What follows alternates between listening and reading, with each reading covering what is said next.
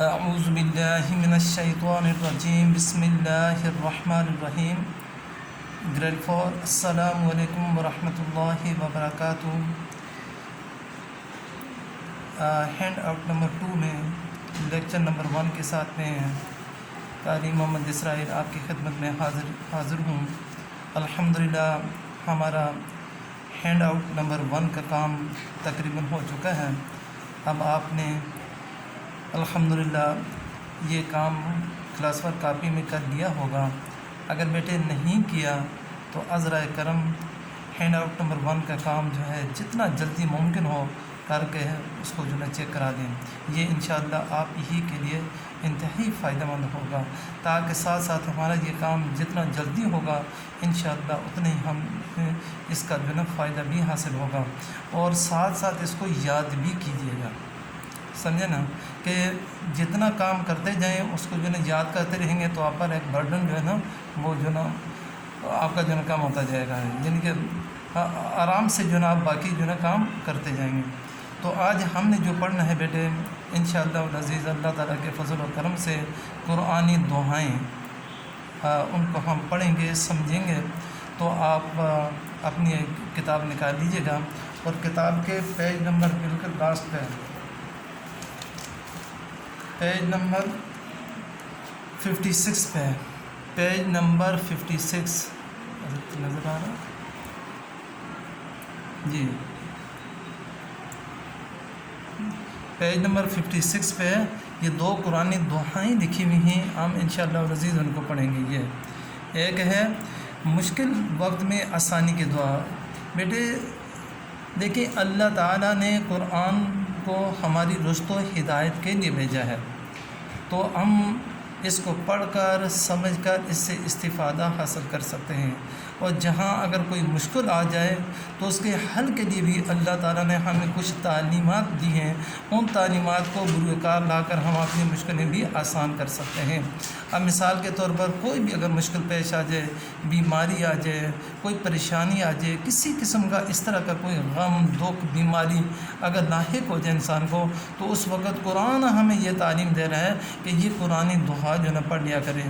اور یہ وہ دعا ہے بیٹے کہ جو حضرت یونس علیہ السلام نے مچھلی کے جو ہے نا پیٹ میں جو ہے نا 40 روز تک پڑھی تھی، اور اللہ تعالیٰ نے اس دعا کے توفیق سے ان کو جو ہے نا سلامت رکھا، اور پھر 40 روز کے بعد جو ہے وہ مچھلی کے پیٹ سے جو ہے نا باہر آ گئے تھے۔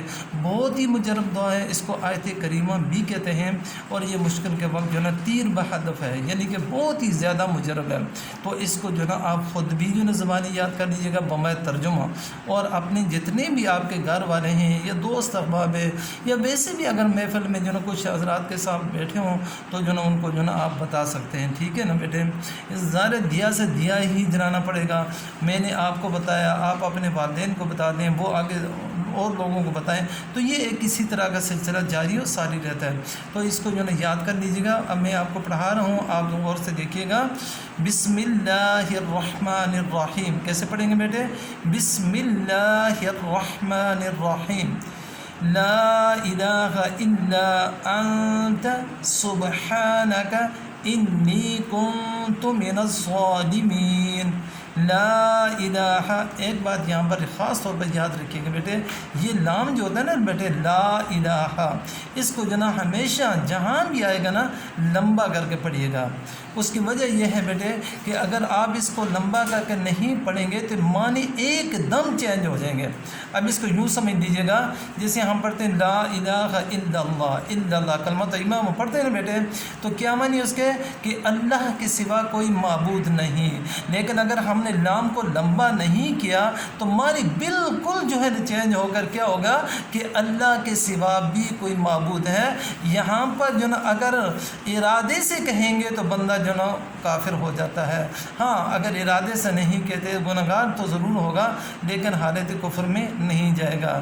اس لیے بیٹے یہ بات خاص طور پر یاد رکھیے گا کہ لا الہ، دیکھیں اوپر آگے مد بھی ہے، تو مد کا مطلب یہ ہوتا ہے کھینچ کے پڑھنا۔ تو یہ میں اس لیے بتا رہا ہوں کہ یہ اکثر جو نا لوگ جو چھوٹے بڑے یہ جو نا ظاہر بات ہے کسی کو نہیں معلوم ہوگا تو غلطی کر جاتے ہیں، لیکن یہ ہے کہ اس طرح کی غلطی نہیں ہونی چاہیے۔ تو اس کو لمبا کر کے پڑھیں گے، لا الہ الا انت انت نون ساکن ہے بیٹے تو اس کو غنہ کر کے پڑھیں گے، ٹھیک ہے نا، لا الہ الا انت سبحانک، صبح با قلقلہ ہے نا بیٹے، تو اس کو جو ہے نا آگے سے آواز کو اٹھا کر صبح ایسے آواز آنی چاہیے، ٹھیک ہے نا، نکا سبحانک اس طرح پڑھیں گے، ٹھیک ہے نا بیٹے۔ نی کو تھوڑا سا جو ہے نا لمبا کریں گے کہ یا مدہ آگے، ٹھیک ہے نا بیٹے، انی کنتو اس کو بھی نون کو بھی نون ساکن ہے نا تو غنہ کر کے پڑھیں گے، ٹھیک ہے نا بیٹے، انی کنتو من الظالمین، ظا کی بات نکالیں گے، ٹھیک ہے نا، تو یہ ظاہر بیٹے آواز کو موٹا منہ بھر کر پڑھیں گے، ٹھیک ہے نا، من الظالمین، نون کو آگے ساکن کر دیں گے، جہاں وقف کرنا ہو نا بیٹے تو وقف کرنے کی صورت میں لفظ کے آخر کو ساکن کرنا پڑتا ہے، ٹھیک ہے نا، ایک زبر ہو، ایک زیر ہو، ایک پیش ہو، دو زیر ہوں، دو پیش ہو، ان کو ساکن کرنا پڑتا ہے۔ البتہ اگر دو زبر آئیں تو ان کے ساتھ ایک الف آتا ہے تو وہاں سے ایک زبر تو حذف ہو جائے گی لیکن ایک الف اور ایک زبر باقی رہ جاتا ہے، ٹھیک ہے نا بیٹے، تو یہاں چونکہ زبر ہی ہے تو اس کو جو نا ساکن کر دیں گے، وقف کر دیں گے، تو من الظالمین اس طرح پڑھیں گے، ٹھیک ہے بیٹے۔ پھر سن لیجیے گا، لا الہ الا انت سبحانک انی کنت من الظالمین، اس انداز سے۔ اب اس کا ترجمہ نیچے دیکھ لیجیے گا، تیرے سوا کوئی عبادت کے لائق نہیں، تو ہم کس سے کہہ رہے ہیں بیٹے؟ اللہ تعالیٰ سے کہہ رہے ہیں جو ہمارا خالق ہے، مالک ہے، رب ہے، جس نے پوری کائنات کو تخلیق کیا، پیدا کیا ہے، اس سے ہم کہہ رہے ہیں کہ باری تعالیٰ تیرے سوا کوئی عبادت کے لائق نہیں، یعنی کہ اگر عبادت اگر کسی کی کرنی ہے، بندگی اگر کسی کی کرنی ہے، کہ کس کی کرنی ہے بیٹے؟ صرف اللہ عز و جل کی کرنی ہے، اس کے علاوہ کسی کی عبادت نہیں کرنی۔ تو پاک ہے، یقیناً میں ظالموں میں سے ہوں، تو پاک ہے، یعنی تو ہر نقص سے، عیب سے پاک ہے، تیرے اندر کوئی بھی جو نقص عیب نہیں ہے، ٹھیک ہے نا بیٹے، بے شک میں ہی کیا ہوں؟ ظالم ہوں، بے شک میں ہی کیا ہوں؟ ظالم ہوں، ٹھیک ہے نا بیٹے۔ تو اس انداز سے جو نا اس دعا کو پڑھنا بہت ہی مجرب ہے بیٹے، اور میرا یہ آزمایا ہوا ہے کہ مشکل کے وقت انشاءاللہ اگر آپ اس کی تعلیم یعنی کہ اس کو پڑھیں گے تو اللہ تعالیٰ آپ کی مشکل جو ہے وہ آسان فرما دے گا، ٹھیک ہے نا بیٹے۔ تو آج کے لیے اتنا ہی، انشاءاللہ العزیز جو نا اگلے انشاءاللہ لیکچر کے ساتھ دوبارہ حاضر ہوں گا، فی امان اللہ۔